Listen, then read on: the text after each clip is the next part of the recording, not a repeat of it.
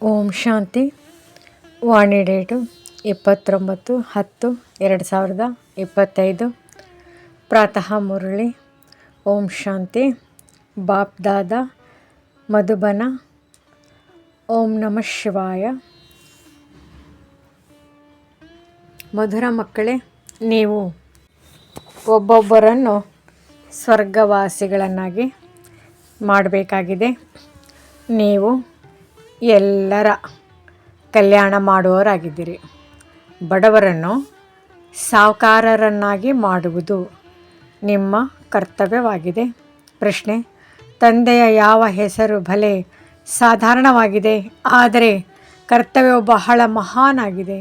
ಉತ್ತರ: ತಂದೆಗೆ ಹೂದೋಟದ ಮಾಲೀಕ ಅಂಬಿಗನೆಂದು ಹೇಳುತ್ತಾರೆ. ಈ ಹೆಸರು ಎಷ್ಟು ಸಾಧಾರಣವಾಗಿದೆ, ಆದರೆ ಮುಳುಗಿ ಹೋಗುವವರನ್ನು ಪಾರು ಮಾಡುವುದು ಎಷ್ಟು ಮಹಾನ್ ಕರ್ತವ್ಯವಾಗಿದೆ. ಹೇಗೆ ಈಜುವಂತಹ ಈಜುಗಾರರು ಒಬ್ಬರು ಇನ್ನೊಬ್ಬರನ್ನು ಕೈ ಹಿಡಿದು ಪಾರು ಮಾಡುತ್ತಾರೆ, ಹಾಗೆಯೇ ತಂದೆಯ ಕೈ ಸಿಗುವುದರಿಂದ ನೀವು ಸ್ವರ್ಗವಾಸಿಗಳಾಗಿ ಬಿಡುತ್ತೀರಿ. ನೀವೀಗ ಮಾಸ್ಟರ್ ಅಂಬಿಗರಾಗಿದ್ದೀರಿ. ನೀವು ಪ್ರತಿಯೊಬ್ಬರ ದೋಣಿಯನ್ನು ಪಾರು ಮಾಡುವ ಮಾರ್ಗವನ್ನು ತಿಳಿಸುತ್ತೀರಿ. ಓಂ ಶಾಂತಿ. ಮಕ್ಕಳು ನೆನಪಿನಲ್ಲಂತೂ ಕುಳಿತಿರುತ್ತೀರಿ. ತನ್ನನ್ನು ಆತ್ಮನೆಂದು ತಿಳಿಯಬೇಕಾಗಿದೆ. ದೇಹವೂ ಇದೆ. ದೇಹವಿಲ್ಲದೆ ಕುಳಿತಿದ್ದೀರೆಂದಲ್ಲ, ಆದರೆ ದೇಹಾಭಿಮಾನವನ್ನು ಬಿಟ್ಟು ದೇಹಿ ಅಭಿಮಾನಿಯಾಗಿ ಕುಳಿತುಕೊಳ್ಳಿ ಎಂದು ತಂದೆಯು ತಿಳಿಸುತ್ತಾರೆ. ದೇಹಿ ಅಭಿಮಾನವು ಶುದ್ಧವಾಗಿದೆ, ದೇಹಾಭಿಮಾನವು ಅಶುದ್ಧವಾಗಿದೆ. ನೀವು ತಿಳಿದುಕೊಂಡಿದ್ದೀರಿ. ದೇಹಿ ಅಭಿಮಾನಿಗಳಾಗುವುದರಿಂದ ನಾವು ಶುದ್ಧ ಪವಿತ್ರರಾಗುತ್ತಿದ್ದೇವೆ. ದೇಹಾಭಿಮಾನಿಗಳಾದುದರಿಂದ ಅಶುದ್ಧ ಅಪವಿತ್ರರಾಗಿ ಬಿಟ್ಟಿದ್ದೀರಿ. ಹೇ ಪತಿತ ಪಾವನ, ಬನ್ನಿ ಎಂದು ಕರೆಯುತ್ತಾರೆ. ಅಂದ ಮೇಲೆ ಪಾವನ ಪ್ರಪಂಚವಿತ್ತು, ಈಗ ಪತಿತವಾಗಿದೆ. ಪುನಃ ಪಾವನ ಪ್ರಪಂಚವು ಖಂಡಿತ ಆಗುವುದು. ಸೃಷ್ಟಿಚಕ್ರವು ಸುತ್ತುತ್ತದೆ. ಯಾರು ಈ ಸೃಷ್ಟಿಚಕ್ರವನ್ನು ಅರಿತಿದ್ದಾರೆಯೋ ಅವರಿಗೆ ಸ್ವದರ್ಶನ ಚಕ್ರಧಾರಿಗಳೆಂದು ಕರೆಯಲಾಗುತ್ತದೆ. ನೀವು ಪ್ರತಿಯೊಬ್ಬರು ಸ್ವದರ್ಶನ ಚಕ್ರಧಾರಿಗಳಾಗಿದ್ದೀರಿ. ಸ್ವ ಆತ್ಮಕ್ಕೆ ಸೃಷ್ಟಿಚಕ್ರದ ಜ್ಞಾನವು ಸಿಕ್ಕಿದೆ. ಜ್ಞಾನವನ್ನು ಯಾರು ಕೊಟ್ಟರೂ ಅವಶ್ಯಕವಾಗಿ ಅವರು ಸ್ವದರ್ಶನ ಚಕ್ರಧಾರಿ ಆಗಿರಬೇಕು. ತಂದೆಯ ವಿನಃ ಮತ್ಯಾವ ಮನುಷ್ಯರು ಕಲಿಸಿಕೊಡಲು ಸಾಧ್ಯವಿಲ್ಲ. ತಂದೆ ಪರಮಾತ್ಮನು ಮಕ್ಕಳಿಗೆ ಕಲಿಸಿಕೊಡ್ತಾರೆ. ಮಕ್ಕಳೇ, ನೀವು ದೇಹಿ ಅಭಿಮಾನಿಯಾಗಿ ಎಂದು ಹೇಳುತ್ತಾರೆ. ಸತ್ಯುಗದಲ್ಲಿ ಈ ಜ್ಞಾನ ಅಥವಾ ಶಿಕ್ಷಣವನ್ನು ಕೊಡುವ ಅವಶ್ಯಕತೆ ಇರುವುದಿಲ್ಲ. ಅಲ್ಲಿ ಭಕ್ತಿಯೂ ಇರುವುದಿಲ್ಲ. ಜ್ಞಾನದಿಂದ ಆಸ್ತಿಯು ಸಿಗುತ್ತದೆ. ತಂದೆಯು ಶ್ರೀಮತವನ್ನು ಕೊಡುತ್ತಾರೆ. ನೀವು ಹೇಗೆ ಶ್ರೇಷ್ಠರಾಗುತ್ತೀರಿ? ನಿಮಗೆ ತಿಳಿದಿದೆ, ನಾವು ನರಕವಾಸಿಗಳಾಗಿದ್ದೆವು. ಈಗ ತಂದೆಯು ಶ್ರೇಷ್ಠ ಸ್ವರ್ಗವಾಸಿಗಳನ್ನಾಗಿ ಮಾಡುತ್ತಾರೆ. ಈ ಹಳೆಯ ಪ್ರಪಂಚವೇ ಸ್ಮಶಾನವಾಗಲಿದೆ. ಮೃತ್ಯುಲೋಕಕ್ಕೆ ಸ್ಮಶಾನವೆಂದೇ ಹೇಳಲಾಗುತ್ತದೆ. ಎಲ್ಲವೇ ಹೊಸ ಪ್ರಪಂಚಕ್ಕೆ ಸ್ವರ್ಗವೆಂದು ಹೇಳಲಾಗುವುದು. ಡ್ರಾಮಾದ ರಹಸ್ಯವನ್ನು ತಂದೆ ತಿಳಿಸುತ್ತಾರೆ. ಇಡೀ ಸೃಷ್ಟಿಗೆ ಬಿದಿರಿನ ಕಾಡು ಎಂದು ಹೇಳಲಾಗುವುದು. ತಂದೆಯು ತಿಳಿಸಿದ್ದಾರೆ, ಈ ಸಮಯದಲ್ಲಿ ಇಡೀ ಸೃಷ್ಟಿಯಲ್ಲಿ ರಾವಣನ ರಾಜ್ಯವಿದೆ. ದಸರಾ ಹಬ್ಬವನ್ನು ಆಚರಿಸುತ್ತಾರೆ. ಎಷ್ಟೊಂದು ಖುಷಿಯಾಗುತ್ತಾರೆ. ತಂದೆಯು ತಿಳಿಸುತ್ತಾರೆ, ಎಲ್ಲ ಮಕ್ಕಳನ್ನು ದುಃಖದಿಂದ ಬಿಡಿಸಲು ನಾನು ಸಹ ಹಳೆಯ ರಾವಣ ಪ್ರಪಂಚದಲ್ಲಿ ಬರಬೇಕಾಗುತ್ತದೆ. ಒಂದು ಕಥೆಯನ್ನು ಹೇಳುತ್ತಾರೆ. ಯಾರೋ ಕೇಳಿದರು, ನಿಮಗೆ ಮೊದಲು ಸುಖವು ಬೇಕು ಅಥವಾ ದುಃಖವೋ? ಅದಕ್ಕೆ ಅವರು ಸುಖವು ಬೇಕೆಂದು ಹೇಳಿದರು. ಸುಖದಲ್ಲಿ ಹೋದರೆ ಅಲ್ಲಿಗೆ ಯಾವುದೇ ಯಮದೂತರು ಬರಲು ಸಾಧ್ಯವಿಲ್ಲ. ಇದು ಒಂದು ಕಥೆ ಇದೆ. ತಂದೆಯು ತಿಳಿಸುತ್ತಾರೆ, ಸುಖಧಾಮದಲ್ಲಿ ಕಾಲವೆಂದು ಬರುವುದಿಲ್ಲ, ಅಮರಪುರಿಯಾಗಿ ಬಿಡುತ್ತದೆ. ನೀವು ಮೃತ್ಯುವಿನ ಮೇಲೆ ಜಯ ಗಳಿಸುತ್ತೀರಿ. ನೀವು ಎಷ್ಟೊಂದು ಸರ್ವಶಕ್ತಿವಂತರಾಗುತ್ತೀರಿ. ಅಲ್ಲಿ ಎಂದೂ ಸಹ ಇಂಥವರು ಸಾವನ್ನಪ್ಪಿದರು ಎಂದು ಹೇಳುವುದಿಲ್ಲ. ಸಾಯುವ ಹೆಸರೇ ಇರುವುದಿಲ್ಲ. ಒಂದು ವಸ್ತ್ರವನ್ನು ಕಳಚಿ ಇನ್ನೊಂದನ್ನು ತೆಗೆದುಕೊಂಡರು. ಹೀಗೆ ಸರ್ಪವು ಸಹ ಪೊರೆಯನ್ನು ಬದಲಾಯಿಸುತ್ತದೆ ಅಲ್ಲವೇ? ಹಾಗೆ ನೀವು ಕೂಡ ಹಳೆಯ ಪೊರೆಯನ್ನು ಬಿಟ್ಟು ಹೊಸ ಪೊರೆ ಅರ್ಥಾತ್ ಶರೀರದಲ್ಲಿ ಬರುತ್ತೀರಿ. ಅಲ್ಲಿ ಪಂಚತತ್ವಗಳು ಸತೋ ಪ್ರಧಾನವಾಗುತ್ತದೆ. ಎಲ್ಲ ವಸ್ತುಗಳು ಸತೋ ಪ್ರಧಾನವಾಗಿ ಬಿಡುತ್ತವೆ. ಪ್ರತಿಯೊಂದು ಪದಾರ್ಥ, ಹಣ್ಣು ಮೊದಲಾದವುಗಳು ಬಹಳ ಸುಂದರವಾಗಿರುತ್ತವೆ. ಸತ್ಯುಗಕ್ಕೆ ಸ್ವರ್ಗವೆಂದು ಹೇಳಲಾಗುತ್ತದೆ. ಅಲ್ಲಿ ಬಹಳ ಧನವಂತರಾಗಿದ್ದರು. ಅವರಂತಹ ಸುಖಿ ವಿಶ್ವದ ಮಾಲೀಕರು ಮತ್ಯಾರೂ ಇರಲು ಸಾಧ್ಯವಿಲ್ಲ. ನೀವೀಗ ತಿಳಿದುಕೊಂಡಿದ್ದೀರಿ, ನಾವೇ ಆ ರೀತಿ ಇದ್ದೆವು. ಅಂದ ಮೇಲೆ ಎಷ್ಟು ಖುಷಿಯಾಗಬೇಕು. ಒಬ್ಬೊಬ್ಬರನ್ನು ಸ್ವರ್ಗವಾಸಿಗಳನ್ನಾಗಿ ಮಾಡಬೇಕಾಗಿದೆ, ಅನೇಕರ ಕಲ್ಯಾಣ ಮಾಡಬೇಕಾಗಿದೆ. ನೀವು ಬಹಳ ಸಾಹುಕಾರರಾಗುತ್ತೀರಿ, ಅವರೆಲ್ಲರೂ ಬಡವರಾಗಿದ್ದಾರೆ. ಎಲ್ಲಿಯವರೆಗೆ ನಿಮ್ಮ ಕೈಯಲ್ಲಿ ಕೈ ಕೊಡುವುದಿಲ್ಲವೋ ಅಲ್ಲಿಯವರೆಗೆ ಸ್ವರ್ಗವಾಸಿಗಳಾಗಲು ಸಾಧ್ಯವಿಲ್ಲ. ತಂದೆಯ ಕೈಯಂತೂ ಎಲ್ಲರಿಗೂ ಸಿಗುವುದಿಲ್ಲ. ನಿಮಗೆ ತಂದೆಯ ಕೈ ಸಿಗುತ್ತದೆ ಮತ್ತು ನಿಮ್ಮ ಕೈ ಅನ್ಯರಿಗೆ ಸಿಗುತ್ತದೆ. ಹೀಗೆ ಒಬ್ಬರು ಇನ್ನೊಬ್ಬರನ್ನು ಮೇಲೆತ್ತಬೇಕಾಗಿದೆ. ಹೇಗೆ ಈಜುವವರು ಒಬ್ಬರನ್ನೊಬ್ಬರು ದಡ ಸೇರಿಸುತ್ತಾರೆ, ನೀವು ಸಹ ಮಾಸ್ಟರ್ ಅಂಬಿಗನಾಗಿದ್ದೀರಿ. ಅನೇಕ ಮಂದಿ ಅಂಬಿಗರು ತಯಾರಾಗುತ್ತಿದ್ದೀರಿ. ನಿಮ್ಮ ಕರ್ತವ್ಯವೇ ಇದಾಗಿದೆ. ನಾವು ಪ್ರತಿಯೊಬ್ಬರ ದೋಣಿಯನ್ನು ಪಾರು ಮಾಡುವ ಮಾರ್ಗವನ್ನು ತಿಳಿಸಬೇಕು. ಅಂಬಿಗನ ಮಕ್ಕಳು ಅಂಬಿಗರಾಗಬೇಕಾಗಿದೆ. ಹೂದೋಟದ ಮಾಲೀಕ ಅಂಬಿಗ ಎಂಬ ಹೆಸರು ಎಷ್ಟು ಸರಳವಾಗಿದೆ. ಈಗ ಪ್ರತ್ಯಕ್ಷ ರೂಪದಲ್ಲಿ ನೀವು ನೋಡುತ್ತೀರಿ. ನೀವು ಸ್ವರ್ಗದ ಸ್ಥಾಪನೆ ಮಾಡುತ್ತಿದ್ದೀರಿ. ನಿಮ್ಮ ನೆನಪಾರ್ಥವು ಮುಂದೆ ನಿಂತಿದೆ. ಕೆಳಗಡೆ ರಾಜಯೋಗ ತಪಸ್ಸು, ಮೇಲೆ ರಾಜಧಾನಿಯನ್ನು ತೋರಿಸುತ್ತಾರೆ. ದಿಲ್ವಾಡ ಎಂಬ ಹೆಸರು ಬಹಳ ಚೆನ್ನಾಗಿದೆ. ತಂದೆಯು ಎಲ್ಲರ ಹೃದಯವನ್ನು ಗೆಲ್ಲುತ್ತಾರೆ, ಎಲ್ಲರ ಸದ್ಗತಿ ಮಾಡುತ್ತಾರೆ. ಹೃದಯವನ್ನು ಗೆಲ್ಲುವವರು ಯಾರೆಂಬುದನ್ನು ಯಾರಿಗಾದರೂ ತಿಳಿದಿದೆಯೇ? ಬ್ರಹ್ಮನಿಗೂ ತಂದೆಯು ಶಿವ ತಂದೆಯಾಗಿದ್ದಾರೆ. ಎಲ್ಲರ ಹೃದಯವನ್ನು ಗೆಲ್ಲುವವರು ಬೇಹದ್ದಿನ ತಂದೆಯೇ ಆಗಿರುವರು. ತತ್ವಗಳು ಮೊದಲಾದ ಎಲ್ಲದರ ಕಲ್ಯಾಣ ಮಾಡುತ್ತಾರೆ. ಇದು ಸಹ ಮಕ್ಕಳಿಗೆ ತಿಳಿಸಿದ್ದಾರೆ. ಅನ್ಯ ಧರ್ಮದವರ ಶಾಸ್ತ್ರಗಳು ಇತ್ಯಾದಿಗಳು ನಿಗದಿಯಾಗಿವೆ. ನಿಮಗೆ ಈ ಜ್ಞಾನವು ಸಿಗುವುದೇ ಸಂಗಮದಲ್ಲಿ. ನಂತರ ವಿನಾಶವಾದ ಮೇಲೆ ಯಾವುದೇ ಶಾಸ್ತ್ರಗಳಿರುವುದಿಲ್ಲ. ಶಾಸ್ತ್ರವು ಭಕ್ತಿ ಮಾರ್ಗದ ಸಂಕೇತವಾಗಿದೆ. ಇದು ಜ್ಞಾನವಾಗಿದೆ. ಅಂತರವನ್ನು ನೋಡಿದಿರಲ್ಲವೇ? ಅಪಾರ ಭಕ್ತಿ ಇದೆ. ದೇವಿಯರು ಮೊದಲಾದವರ ಪೂಜೆಯಲ್ಲಿ ಎಷ್ಟೊಂದು ಖರ್ಚು ಮಾಡುತ್ತಾರೆ. ಆದರೆ ತಂದೆ ತಿಳಿಸುತ್ತಾರೆ, ಇದರಿಂದ ಅಲ್ಪಕಾಲದ ಸುಖವೂ ಸಿಗುತ್ತದೆ. ಎಂತೆಂತಹ ಭಾವನೆಯಲ್ಲಿರುವರೋ ಅದು ಈಡೇರುತ್ತದೆ. ದೇವಿಯರನ್ನು ಶೃಂಗರಿಸುತ್ತಾ ಯಾರಿಗಾದರೂ ಸಾಕ್ಷಾತ್ಕಾರವಾದರೆ ಸಾಕು, ಬಹಳ ಖುಷಿಯಾಗಿ ಬಿಡುತ್ತದೆ. ಆದರೆ ಲಾಭವೇನೂ ಇಲ್ಲ. ಮೀರಾಳ ಹೆಸರು ಗಾಯನವಿದೆ. ಭಕ್ತ ಮಾಲೆ ಇದೆಯಲ್ಲವೇ? ಸ್ತ್ರೀಯರಲ್ಲಿ ಮೀರಾ, ಪುರುಷರಲ್ಲಿ ನಾರದನು. ಭಕ್ತ ಶಿರೋಮಣಿ ಎಂದು ಮಾನ್ಯತೆ ಇದೆ. ನೀವು ಮಕ್ಕಳಲ್ಲಿಯೂ ನಂಬರ್ ವಾರ್ ಇದ್ದಾರೆ. ಮಾಲೆಯ ಮಣಿಗಳಂತೂ ಬಹಳ ಇವೆ. ಮೇಲೆ ತಂದೆಯು ಹೂವಾಗಿದ್ದರೆ ನಂತರ ಜೋಡಿ ಮಣಿಗಳಿವೆ. ಹೂವಿಗೆ ಎಲ್ಲರೂ ನಮಸ್ತೆ ಮಾಡುತ್ತಾರೆ. ಒಂದೊಂದು ಮಣಿಗೂ ನಮಸ್ಕರಿಸುತ್ತಾರೆ. ರುದ್ರ ಯಜ್ಞವನ್ನು ರಚಿಸಿದಾಗ ಅದರಲ್ಲಿಯೂ ಹೆಚ್ಚಿನದಾಗಿ ಶಿವನ ಪೂಜೆ ಮಾಡುತ್ತಾರೆ. ಸಾಲಿಗ್ರಾಮಗಳಿಗೆ ಅಷ್ಟು ಮಾಡುವುದಿಲ್ಲ. ಗಮನವೆಲ್ಲವೂ ಶಿವನ ಕಡೆ ಇರುತ್ತದೆ. ಏಕೆಂದರೆ ಶಿವ ತಂದೆಯ ಮೂಲಕವೇ ಸಾಲಿಗ್ರಾಮಗಳು ಇಷ್ಟು ತೀಕ್ಷ್ಣರಾಗುತ್ತಾರೆ. ಈಗ ನೀವು ಪಾವನರಾಗುತ್ತಿದ್ದೀರಿ. ಪತಿತ ಪಾವನ ತಂದೆಯ ಮಕ್ಕಳು. ನೀವು ಸಹ ಮಾಸ್ಟರ್ ಪತಿತ ಪಾವನರಾಗಿದ್ದೀರಿ.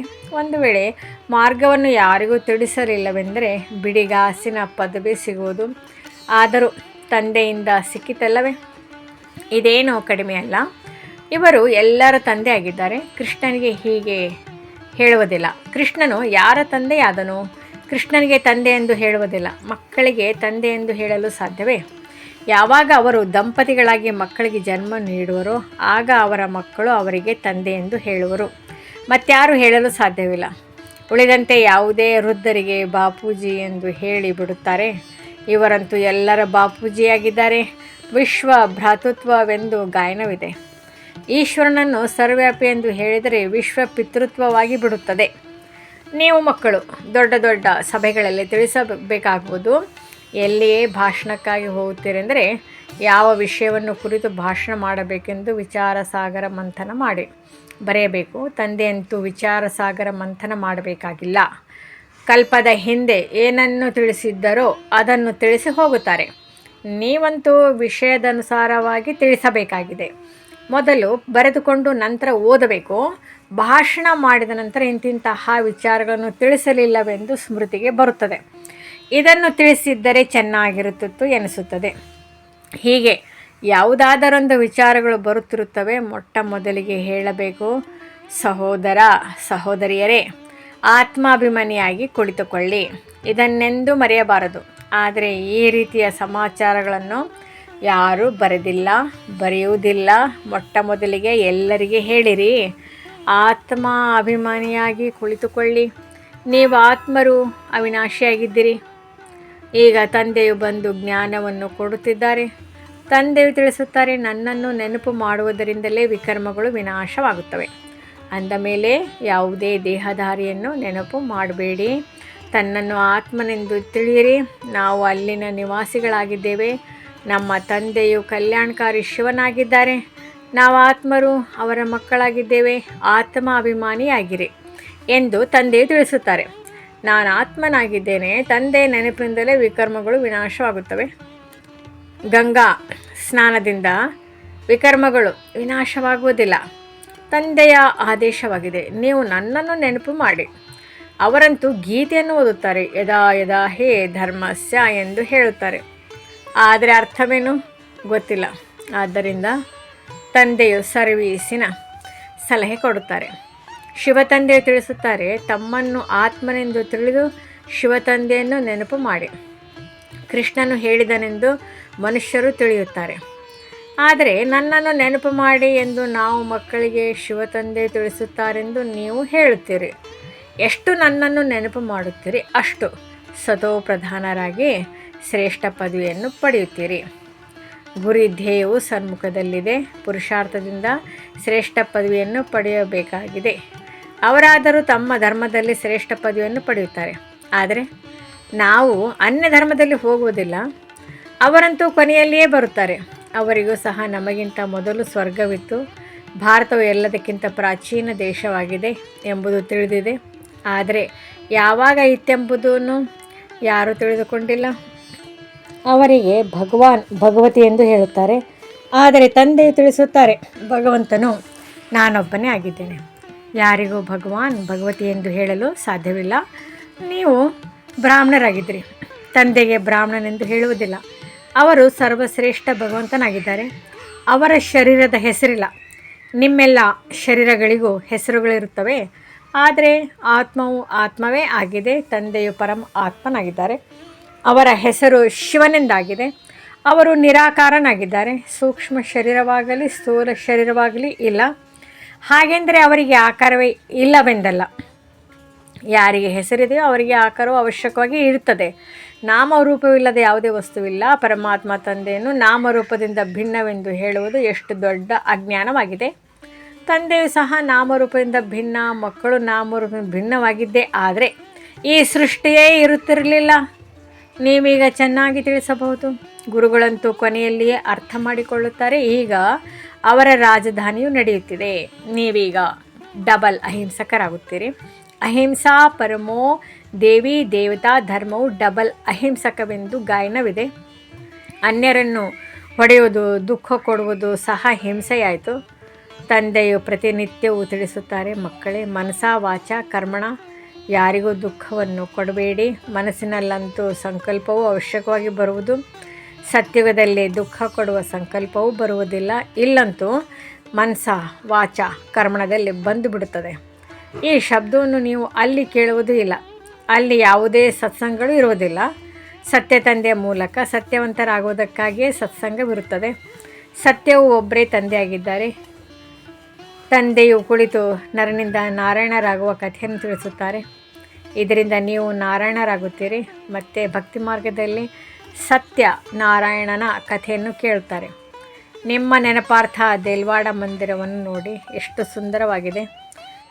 ಅವಶ್ಯವಾಗಿ ಸಂಗಮಯುಗದಲ್ಲಿಯೇ ಹೃದಯವನ್ನು ಗೆದ್ದಿರಬೇಕಲ್ಲವೇ?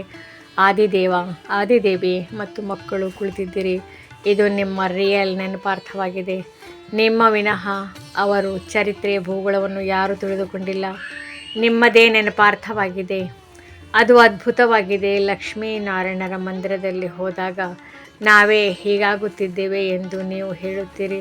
ಕ್ರಿಸ್ತನು ಇಲ್ಲಿದ್ದಾರೆ, ಕ್ರಿಸ್ತನು ಭಿಕಾರಿಯ ರೂಪದಲ್ಲಿದ್ದಾರೆಂದು ಅನೇಕರು ಹೇಳುತ್ತಾರೆ. ತಮೋ ಪ್ರಧಾನರಾದರೆಂದರೆ ಭಿಕಾರಿಯಾದರಲ್ಲವೇ? ಪುನರ್ಜನ್ಮವನ್ನು ಅವಶ್ಯಕವಾಗಿ ತೆಗೆದುಕೊಳ್ಳುತ್ತಾರಲ್ಲವೇ? ರಾಜಕುಮಾರ ಶ್ರೀಕೃಷ್ಣನು ಸಹ ಈಗ ಭಿಕಾರಿಯಾಗಿದ್ದಾನೆ.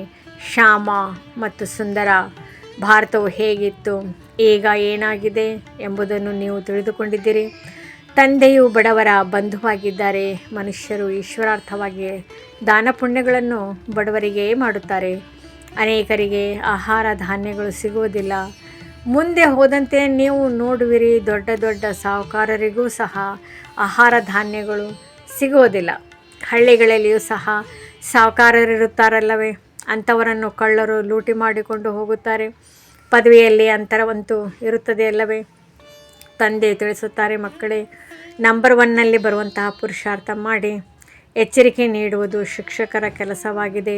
ಪಾಸ್ ವಿತ್ ಆನರ್ ಆಗಬೇಕಾಗಿದೆ. ಇದು ಬೇಹದ್ದಿನ ಪಾಠಶಾಲೆಯಾಗಿದೆ. ರಾಜಧಾನಿಯನ್ನು ಸ್ಥಾಪನೆ ಮಾಡುವುದಕ್ಕಾಗಿ ಈ ರಾಜಯೋಗವಿದೆ. ಈ ಹಳೆಯ ಪ್ರಪಂಚದ ವಿನಾಶವಾಗಬೇಕು. ಇಲ್ಲವಾದರೆ ರಾಜ್ಯಭಾರ ಎಲ್ಲಿ ಮಾಡುತ್ತೀರಿ? ಇದಂತೂ ಪತೀತ ಧರಣಿಯಾಗಿದೆ. ಗಂಗೆಯು ಪತೀತ ಪಾವನಿ ಎಂದು ಮನುಷ್ಯರು ಹೇಳುತ್ತಾರೆ. ತಂದೆಯು ತಿಳಿಸುತ್ತಾರೆ, ಈ ಸಮಯದಲ್ಲಿ ಪಂಚತತ್ವಗಳೆಲ್ಲವೂ ತಮೋ ಪ್ರಧಾನ ಪತೀತವಾಗಿದೆ. ಪೂರ್ಣ ಕೊಳಕೆಲ್ಲವೂ ಹೋಗಿ ನದಿಯನ್ನು ಸೇರುತ್ತದೆ. ಮೀನು ಇತ್ಯಾದಿಗಳು ನೀರಿನಲ್ಲಿರುತ್ತವೆ. ನೀರಿನದು ಸಹ ಒಂದು ಪ್ರಪಂಚವಾಗಿದೆ. ನೀರಿನಲ್ಲಿ ಎಷ್ಟೊಂದು ಜೀವ ಜಂತುಗಳಿರುತ್ತವೆ. ದೊಡ್ಡ ದೊಡ್ಡ ಸಾಗರದಿಂದಲೂ ಎಷ್ಟೊಂದು ಭೋಜನವೂ ಸಿಗುತ್ತದೆ. ಅಂದ ಮೇಲೆ ಅದೊಂದು ಊರಾಯಿತಲ್ಲವೇ? ಊರಿಗೆ ಪತಿತ ಪಾವನಿ ಎಂದು ಹೇಗೆ ಹೇಳುವುದು? ಆದ್ದರಿಂದ ತಂದೆ ತಿಳಿಸುತ್ತಾರೆ, ಮಧುರಾತಿ ಮಧುರ ಮಕ್ಕಳೇ, ಪತಿತ ಪಾವನನು ಒಬ್ಬರೇ ತಂದೆ ಆಗಿದ್ದಾರೆ. ನಿಮ್ಮ ಆತ್ಮ ಮತ್ತು ಶರೀರವೆರಡು ಪತಿತವಾಗಿದೆ. ಈಗ ನನ್ನನ್ನು ನೆನಪು ಮಾಡಿದರೆ ಪಾವನರಾಗುತ್ತೀರಿ. ನೀವು ವಿಶ್ವದ ಮಾಲೀಕರು, ಸುಂದರರಾಗಿ ಬಿಡುತ್ತೀರಿ. ಅಲ್ಲಿ ಮತ್ಯಾವುದೇ ಖಂಡವಿರೋದಿಲ್ಲ. ಭಾರತದ್ದೇ ಆಲ್ರೌಂಡ್ ಪಾತ್ರವಿದೆ. ನೀವೆಲ್ಲರೂ ಆಲ್ರೌಂಡ್ ಪಾತ್ರಧಾರಿಗಳಾಗಿದ್ದೀರಿ. ನಾಟಕದಲ್ಲಿ ಪಾತ್ರಧಾರಿಗಳು ನಂಬರ್ ವಾರ್ ಬಂದು ಹೋಗುತ್ತಾರೆ. ಇದು ಹಾಗೆ ತಂದೆ ತಿಳಿಸುತ್ತಾರೆ. ಭಗವಂತನು ನಮಗೆ ಓದಿಸುತ್ತಾರೆಂದು ತಿಳಿಯಿರಿ. ನಾವು ಪತಿತ ಪಾವನ ತಂದೆಯ ವಿದ್ಯಾರ್ಥಿಗಳಾಗಿದ್ದೇವೆ ಎಂಬುದರಲ್ಲಿ ಎಲ್ಲವೂ ಬಂದುಬಿಟ್ಟಿತು. ಪತಿತ ಪಾವನನು ಆದರೂ, ಗುರು ಶಿಕ್ಷಕನು ಆದರೂ, ತಂದೆಯೂ ಆದರೂ ತಂದೆಯು ನಿರಾಕಾರನಾಗಿದ್ದಾರೆ.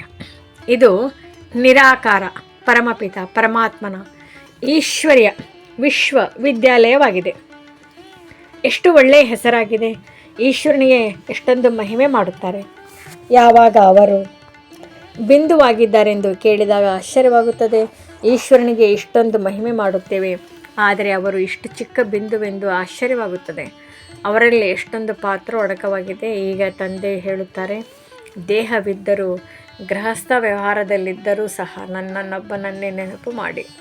ಭಕ್ತಿ ಮಾರ್ಗದಲ್ಲಿ ಯಾರು ನವಧಾ ಭಕ್ತಿ ಮಾಡುವರೋ ಅದಕ್ಕೆ ಸತೋ ಪ್ರಧಾನ ನವಧಾ ಭಕ್ತಿ ಎಂದು ಹೇಳಲಾಗುತ್ತದೆ.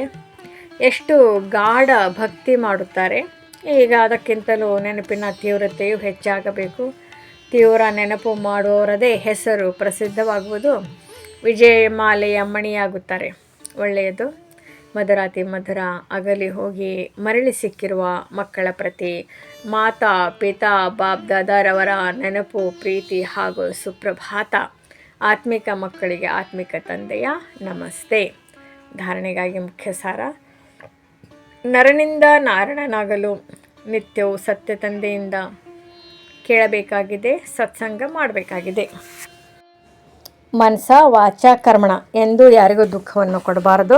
ಎರಡನೇದು, ವಿಜಯಮಾಲೆಯ ಮಣಿಯಾಗಲು ಪಾಸ್ ವಿತ್ ಆನರ್ ಆಗಲು ನೆನಪಿನ ತೀವ್ರತೆಯನ್ನು ಹೆಚ್ಚಿಸಿಕೊಳ್ಳಬೇಕಾಗಿದೆ. ಮಾಸ್ಟರ್ ಪತಿತ ಪಾವನರಾಗಿ ಎಲ್ಲರನ್ನು ಪಾವನ ಮಾಡುವ ಸೇವೆ ಮಾಡಬೇಕಾಗಿದೆ. ವರದಾನ: ಪರಮಾತ್ಮನ ನೆನಪಿನ ಮಡಿಲಿನಲ್ಲಿ ಸಮಾವೇಶವಾಗುವಂತಹ ಸಂಗಮಯುಗಿ ಶ್ರೇಷ್ಠ ಭಾಗ್ಯವಾನ್ ಆತ್ಮಭವ. ಸಂಗಮಯುಗ ಸತ್ಯುಗಿ ಸ್ವರ್ಗಕ್ಕಿಂತಲೂ ಶ್ರೇಷ್ಠ. ಏಕೆಂದರೆ ಈಗಿನ ಗಾಯನವಾಗಿದೆ, ಅಪ್ರಾಪ್ತವಾದ ಯಾವುದೇ ವಸ್ತು ಬ್ರಾಹ್ಮಣರ ಸಂಸಾರದಲ್ಲಿ ಇಲ್ಲ. ಒಬ್ಬ ತಂದೆ ಸಿಕ್ಕಿದರೆಂದರೆ ಎಲ್ಲವೂ ಸಿಕ್ಕಿದ ಹಾಗೆ. ಈಗ ತಾವು ಮಕ್ಕಳು ಎಂದೂ ಅತೀಂದ್ರಿಯ ಸುಖದ ಉಯ್ಯಾಲೆ ತೂಗಾಡುವಿರಿ. ಕೆಲವೊಮ್ಮೆ ಖುಷಿ, ಕೆಲವೊಮ್ಮೆ ಶಾಂತಿ, ಕೆಲವೊಮ್ಮೆ ಜ್ಞಾನ, ಕೆಲವೊಮ್ಮೆ ಆನಂದ ಮತ್ತು ಕೆಲವೊಮ್ಮೆ ಪರಮಾತ್ಮನ ಮಡಿಲಿನಲ್ಲಿ ತೂಗಾಡುತ್ತಿರುವಿರಿ. ಪರಮಾತ್ಮನ ಮಡಿಲಾಗಿದೆ ನೆನಪಿನ ಲವಲೀನ ಅವಸ್ಥೆ. ಈ ಮಡಿಲು ಸೆಕೆಂಡಿನಲ್ಲಿ ಅನೇಕ ಜನ್ಮಗಳ ದುಃಖ ನೋವನ್ನು ಮರೆಸಿ ಬಿಡುವುದು. ಅಂದಾಗ ಈ ಶ್ರೇಷ್ಠ ಸಂಸ್ಕಾರವನ್ನು ಸದಾ ಸ್ಮೃತಿಯಲ್ಲಿಟ್ಟು ಭಾಗ್ಯವಾನ್ ಆತ್ಮ ಭವ. ಸ್ಲೋಗನ್: ಈ ರೀತಿಯ ಸುಪುತ್ರರಾಗಿ ಯಾವುದರಿಂದ ಬಾಬಾ ತಮ್ಮ ಗೀತೆ ಹಾಡಬೇಕು ಮತ್ತು ತಾವು ಬಾಬಾನ ಗೀತೆ ಹಾಡಿ. ಅವ್ಯಕ್ತ ಸೂಚನೆ: ಸ್ವಯಂನ ಮತ್ತು ಸರ್ವರ ಪ್ರತಿ ಮನಸಾ ಮೂಲಕ ಯೋಗದ ಶಕ್ತಿಗಳ ಪ್ರಯೋಗ ಮಾಡಿ. ಮೊದಲು ಸ್ವಯಂನ ಮೇಲೆ ಯೋಗದ ಪ್ರಯೋಗ ಮಾಡಿ ನೋಡಿ. ಪ್ರತಿ ತಿಂಗಳು ಅಥವಾ 15 ದಿನದವರೆಗೆ ಯಾವುದಾದರೂ ವಿಶೇಷ ಗುಣ ಅಥವಾ ಯಾವುದಾದರೂ ವಿಶೇಷ ಶಕ್ತಿಯ ಸ್ವಯಂ ಪ್ರಯೋಗ ಮಾಡಿ ನೋಡಿ. ಏಕೆಂದರೆ ಸಂಘಟನೆಯಲ್ಲಿ ಅಥವಾ ಸಂಬಂಧ ಸಂಪರ್ಕದಲ್ಲಿ ಪೇಪರ್ ಬಂದೇ ಬರುತ್ತದೆ. ಮೊದಲು ತಮ್ಮ ಮೇಲೆ ಪ್ರಯೋಗ ಮಾಡಿ ಚೆಕ್ ಮಾಡಿ. ಯಾವುದೇ ಪೇಪರ್ ಬಂದರೆ ಯಾವ ಗುಣ ಅಥವಾ ಶಕ್ತಿಯ ಪ್ರಯೋಗ ಮಾಡುವುದರಿಂದ ಎಷ್ಟು ಸಮಯದಲ್ಲಿ ಸಫಲತೆ ಸಿಕ್ಕಿತು, ಯಾವಾಗ ಸ್ವಯಂ ಸಫಲವಾಗಿರಿ, ಆಗ ಅನ್ಯರ ಪ್ರತಿಯೂ ಪ್ರಯೋಗ ಮಾಡುವ ಉಮಂಗ ಉತ್ಸಾಹ ಸ್ವತಃ ಹೆಚ್ಚಾಗುತ್ತದೆ. ಓಂ ಶಾಂತಿ.